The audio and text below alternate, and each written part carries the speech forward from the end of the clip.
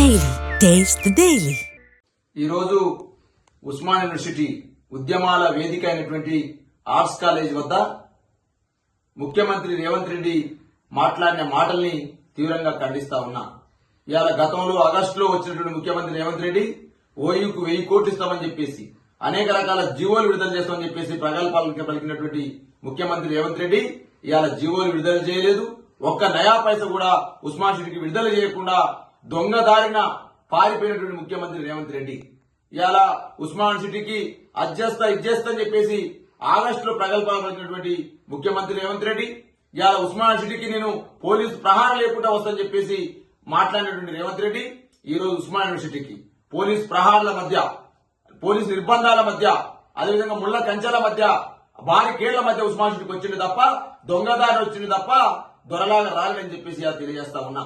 ఇవాళ ఉస్మాన్ సిటీ విద్యార్థి లోకానంతా కూడా అరెస్టు చేసి నిర్బంధించి పోలీస్ స్టేషన్ లో పెట్టి అదేవిధంగా గృహ నిర్బంధాలు చేసి ఇవాళ ఉస్మాన్ సిటీకి రేవంత్ రెడ్డి వచ్చింది తప్ప ఇవాళ దొడ్డిదారిని వచ్చింది తప్ప ఇవాళ దొరలాక రాలని చెప్పి తెలియజేస్తా ఉన్నా.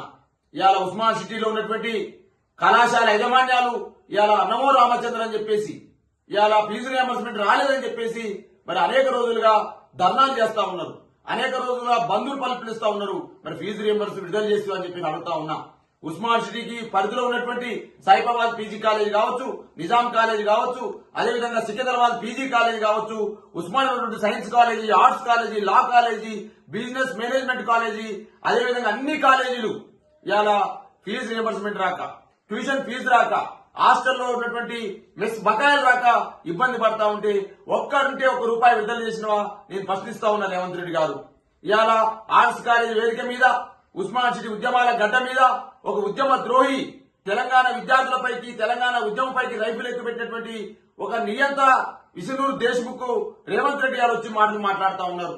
రేవంత్ రెడ్డి మాటలు మాట్లాడుతూ ఉంటే తాను తందానంటే ఆర్ట్స్ కాలేజ్ ప్రిన్సిపల్ తానే అంటున్నాడు. మరి ఉస్మాన్ సిటీ వీసీ తందాననే పరిస్థితికి వచ్చినారు. దయచేసి మీరు ప్రొఫెసర్ల, ఉపాధ్యాయుల, కాంగ్రెస్ కప్పుకున్నటువంటి కాంగ్రెస్ కార్యకర్తల ఒకసారి తెలుసుకోవాల్సిన అవసరం ఉంది. ఇవాళ నిరుద్యోగ సమాజానికి 4000 వృత్తి ఇస్తారని చెప్పినావు, అది వచ్చిందా రేవంత్ రెడ్డిని ప్రశ్నిస్తా ఉన్నా. అదేవిధంగా నిరుద్యోగులకు 2 లక్షల ఉద్యోగాలు వేస్తామన్నావు, మరి ఉద్యోగాలు వేసినవా చెప్పు రేవంత్ రెడ్డి. అదేవిధంగా భరోసా కార్డు ఇస్తామన్నావు ₹5 లక్షల, అది ఇచ్చినవా చెప్పు రేవంత్ రెడ్డి. విద్యార్థులకు విదేశీ విద్యానిధి పథకాన్ని అమలు చేస్తామన్నావు, అది చేసినవా చెప్పు రేవంత్ రెడ్డి.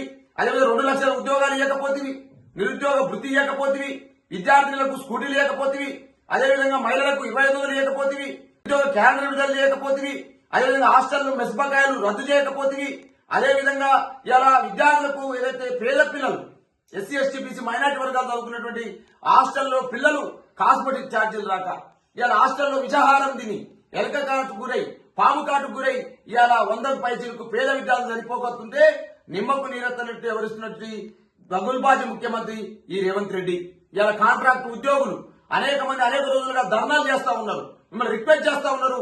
ఇలా కాంట్రాక్ట్ ఉద్యోగుల్ని నిర్బంధించి వాళ్ళ గృహ నిర్బంధం చేసి ఇవాళ ఒక నియంతలాగా వ్యవహరించాడు రేవంత్ రెడ్డి.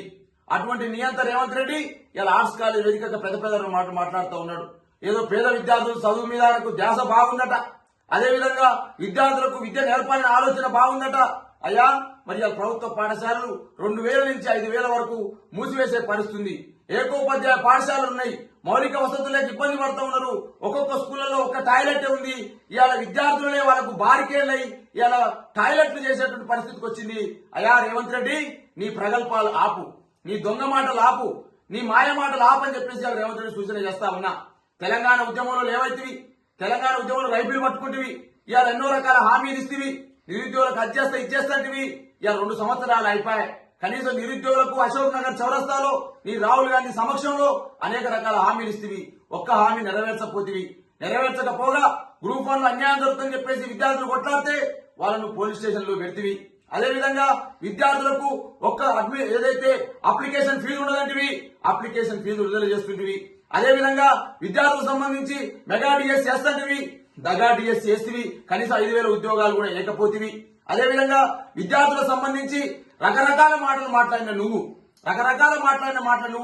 దోకా చేసి దొంగలాగా వ్యవహరిస్తూ ఇలా దొంగ చాటున పోలీసు నిర్బంధాల మధ్యన, పోలీసు ప్రహారాల మధ్యన ఓయికొచ్చి గత ముఖ్యమంత్రి తెలంగాణ ఉద్యమ నాయకుడు కేసీఆర్ తిట్టుకోవడమే నీ యొక్క పొరపాటుగా మారింది. కేటీఆర్ గారు తిట్టడమే ఉస్మాన్ సిటీకి వచ్చినట్టుంది తప్ప తెలంగాణ విద్యార్థులకు గాని ఉస్మాన్ సిటీకి గాని నువ్వు చేసింది ఏమి లేదని చెప్పేసి స్పష్టంగా తెలియజేస్తా ఉన్నాం. భవిష్యత్తులో నీ దొంగ నాటకాలను, నీ దొంగ హామీలను, విద్యార్థులకు ఇచ్చినటువంటి నీ హామీలన్నీ కూడా ప్రజల ముందు ఉంచుతాం, విద్యార్థుల ముందు ఉంచుతాం. ఖచ్చితంగా నీ గల్లా బట్టి అడుగుతాం. ఇంకా కూడా మారకుంటే గట్టినే మాట్లాడుతుంటే నీ నాలిక కూడా చీరేస్తామని చెప్పేసి కూడా ఇలా రేవంత్ రెడ్డికి హెచ్చరిస్తా ఉన్నా. మీ డాక్టర్ దూదిమెట్ల బాలరాజ్ యాదవ్, ఉస్మాన్ సిటీ మాజీ విద్యార్థి.